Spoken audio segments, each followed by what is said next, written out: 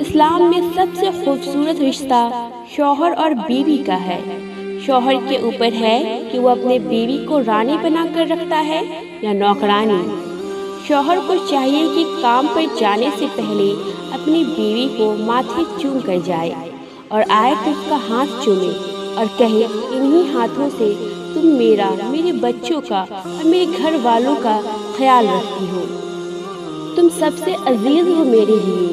صرف اتنا کہنے پر ہی بیوی کی چہرے کی چمک بڑھ جائے گی، اس کے کام کو سراہے اور کوئی غلطی ہو دھتکارنے کے بجائے پیار سے سمجھائے۔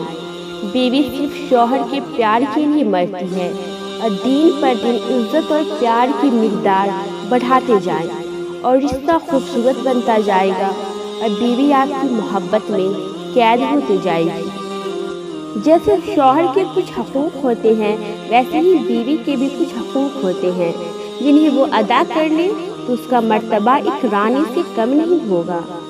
بیوی کو چاہیے کہ صبر کرے اور اپنے شوہر کی عزت کرے۔ کئی بار جھکنا پڑے تو جھک جائے، اس سے عزت کم نہیں ہوگی بلکہ اللہ کی نظر میں اس کا مقام اونچا ہو جائے گا۔ شوہر کی ہر چھوٹی چھوٹی خوشیوں کا خیال رکھے، اس کو مختلف پکوان بنا کر کھلائے اور جب کام سے واپس آئے اس کے سامنے سر سنور کر جائے، اسے دیکھتے ہی شوہر خوش ہو جائے۔